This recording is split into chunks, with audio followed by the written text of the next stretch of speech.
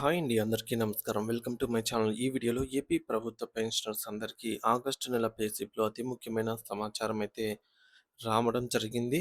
మరి పూర్తి వివరాలు ఏంటనేది వీడియోలో తెలుసుకుందాము. వీడియో అయితే ఎక్కడే కానీ స్కిప్ చేయకుండా ఎండ్ వరకు చూసేయండి. అప్పుడే ఇన్ఫర్మేషన్ పూర్తిగా అర్థమవుతుంది. అలాగే వీడియో చూస్తున్న ప్రతి ఒక్కరు వీడియోకి లైక్ చేయండి ఫ్రెండ్స్. ఈ వీడియోని తోటి ఉద్యోగ, పెన్షన్ మిత్రులతో షేర్ చేయండి. కొత్తగా మన ఛానల్ చూస్తున్న వారైతే సబ్స్క్రైబ్ చేసుకోవడం మర్చిపోకండి. సబ్స్క్రైబ్ చేసుకోవడం వల్ల నేను చేసే వీడియోస్ అన్నీ మీ వరకు రీచ్ అవుతాయి. సో ఫ్రెండ్స్, ఇక విషయానికి వచ్చినట్లయితే పెన్షన్ పొందుతున్న గౌరవనీయులైన పెద్దలందరికీ నమస్కారం అండి. మన ఆర్థిక భద్రతకు సంబంధించి ప్రతి నెల మనం ఎంతో ఆతృతగా ఎదురుచూసే అంశం మన పెన్షన్. సాధారణంగా ప్రతి నెల 28వ తేదీన, అంటే నెలలో 30 రోజులుంటే 28దో తేదీ, అదే నెలలో 31 రోజులుంటే 29దో తేదీన మన పెన్షన్ పే స్లిప్స్ ఆన్‌లైన్‌లో జనరేట్ అవుతాయి. మనందరికీ తెలిసిందే. ఇది కేవలం ఒక కాగితం ముక్క మాత్రమే కాదు. మన పెన్షన్ వివరాలన్నీ ప్రతిబింబించే అద్దం వంటిది. అందుకే ప్రతి పెన్షనర్ తప్పనిసరిగా ప్రతి నెల తన పే స్లిప్ డౌన్‌లోడ్ చేసుకోవాలి. మరియు అందులోని ప్రతి అంకెను కూడా ప్రతి అక్షరాన్ని క్షుణ్ణంగా పరిశీలించాలి. ప్రస్తుత కాలం పూర్తిగా కంప్యూటర్ల మీద ఆధారపడి ఉంది కాబట్టి, సాంకేతిక కారణాల వల్ల డేటా ఎంట్రీ లోపాల వల్ల కొన్నిసార్లు తప్పులు దొర్లే అవకాశం ఉంది. అటువంటి తప్పులను మనం సకాలంలో గుర్తించి సరిచేసుకోకపోతే భవిష్యత్తులో భారీగా నష్టపోయే ప్రమాదమే ఉంది. సో, ముఖ్యంగా మీ యొక్క పే స్లిప్‌లో కుడివైపున చూసినట్లయితే ఫ్యామిలీ పెన్షనర్ పేరు, ఎఫ్‌పి నేమ్ మరియు వారి పుట్టిన తేదీ ఎఫ్‌పిడిఓబి అనే 2 కాలమ్స్ ఉంటాయి. ఇవి చాలామంది పే స్లిప్‌లో ఇవి ఖాళీగా ఉంటున్నాయి. నా పీపీఓ ఆర్డర్‌లో ఉంది కదా! ఇక్కడ లేకపోతే ఏమవుతోందిలే అని మీరు అనుకోవచ్చు. కానీ పే స్లిప్‌లో ఈ వివరాలు లేకపోవడం వల్ల జరిగే నష్టం అనేది చాలా పెద్దది. ఉదాహరణకు పెన్షనర్లకు లేదా ఫ్యామిలీ పెన్షనర్లకు 70 ఏళ్లు నిండిన తర్వాత ప్రభుత్వం అదనపు పెన్షన్ అందిస్తుంది. సర్వీసు పెన్షనర్లకు వారి పుట్టిన తేదీ రికార్డులో ఉంటుంది కాబట్టి వారికి ఇది ఆటోమేటిక్‌గా అయితే కలిసిపోతుంది. కానీ ఫ్యామిలీ పెన్షనర్ వివరాలు, ముఖ్యంగా వారి పుట్టిన తేదీ పే స్లిప్‌లో లేకపోతే వాళ్ళకి 70 ఏళ్ళు నిండినా సరే ఆ అదనపు మొత్తం అనేది రాదు. ఇది గుర్తుంచుకోవాలి. దీనివల్ల వేలాది రూపాయల కష్టార్జితాన్ని మనం కోల్పోవాల్సి వస్తుంది. ప్రభుత్వ నిబంధనల ప్రకారంగా 11వ పీఆర్‌సీని అనుసరించి ప్రస్తుతం ఉన్న రూల్స్ ప్రకారం 70 ఏళ్ల నుంచి 75 ఏళ్ల వారికి, అంటే 70 ఏళ్ళు పూర్తి చేసుకొని 71 సంవత్సరం నుండి 75 సంవత్సరాల వరకు పూర్తయ్యే వారికి వారి బేసిక్ మీద 7% అదనపు పెన్షన్ అయితే ఇస్తూ ఉన్నారు అదనంగా. ఇలా వయసు పెరిగే కొద్దీ ఈ శాతం పెరుగుతూ 100 ఏళ్ళు పూర్తయిన వారికి ఏకంగా 50% అదనపు పెన్షన్ అనేది లభిస్తుంది. వృద్ధాప్యంలో మనకు అనేక ఆరోగ్య సమస్యలు వస్తూ ఉంటాయి. మందుల ఖర్చులు పెరుగుతూ ఉంటాయి. అటువంటి సమయంలో ప్రభుత్వం ఇచ్చే ఈ అదనపు మొత్తం ఎంత ఆసరాగా నిలుస్తుంది. ఎంతో ఆసరాగా అయితే నిలుస్తుంది.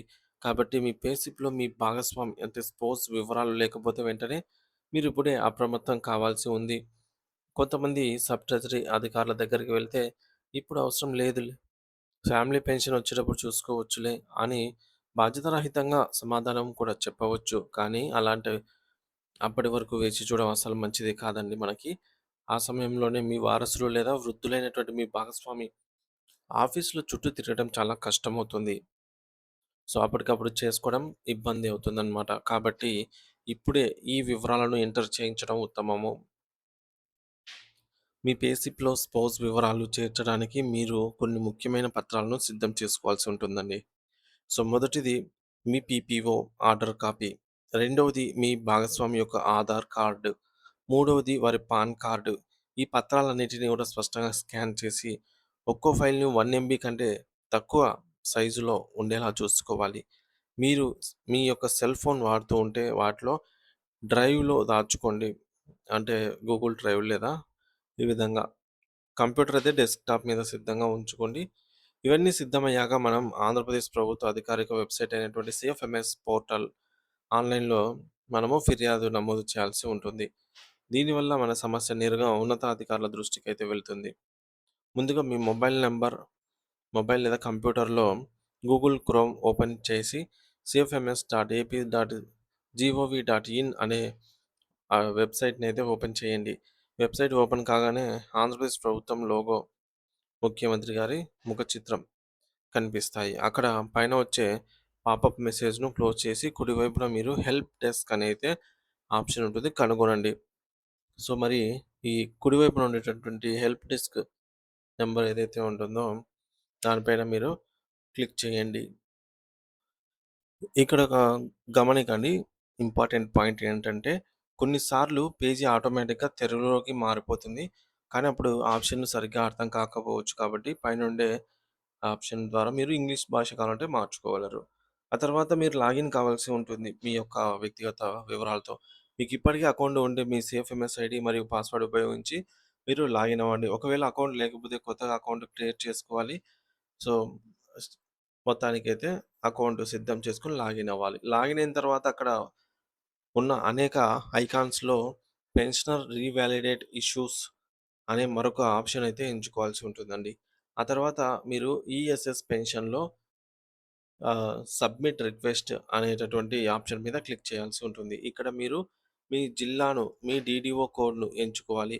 మీ యొక్క డీడీఓ కోడ్ ఎక్కడ ఉంటుందో తెలియకపోతే మీ పాత పేస్లిప్‌లో కుడివైపున ట్రెజరీ పేరు కిందనే మీ డీడీఓ కోడ్ ఉంటుంది. సో, దాన్ని జాగ్రత్తగా గమనించి సెలెక్ట్ చేయండి. ఆ తర్వాత మీ మండలం పేరు ఎంటర్ చేసి, మీ మొబైల్ నంబర్ ఇవ్వండి. సబ్జెక్ట్‌లో please enter my spouse name and date of birth in my payslip అని స్పష్టంగా రాయండి. వివరాల విభాగంలో డీటెయిల్స్‌లో గౌరవపూర్వకంగా నేను ఫలానా సంవత్సరంలో రిటైర్ అయ్యాను. నా సీఎఫ్ఎంఎస్ ఐడీ ఇది. నా పేస్లిప్‌లో నా spouse name and date of birth నమోదు కాలేదు. దయచేసి వాటిని చేర్చగలరు అని ఇంగ్లీష్‌లో క్లుప్తంగా వివరించండి.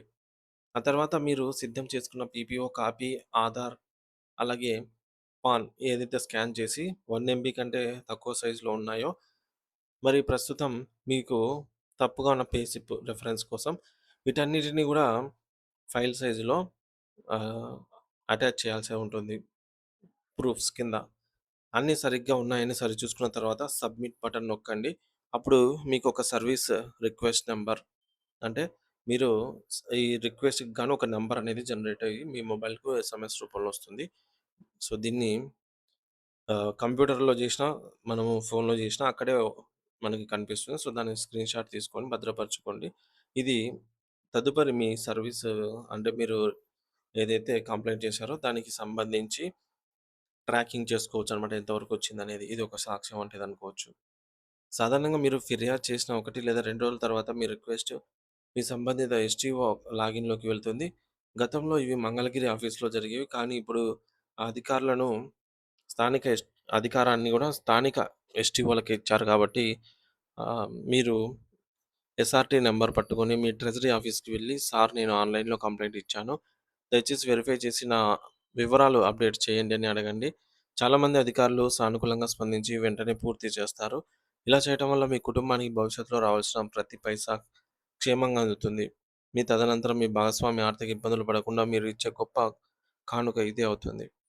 మరి ఈ సమాచారాన్ని ఈ వీడియోని తోటి పెన్షనర్ మిత్రులతో కూడా షేర్ చేయండి ఫ్రెండ్స్. ఎందుకంటే అవగాహన లేక చాలామంది ఆహ్, ఈ విధంగా నష్టపోతూ ఉంటారనమాట. సో, దీనిపై మీ అభిప్రాయం ఏంటనేది కామెంట్ ద్వారా తెలియజేయండి. Thank you for watching this video.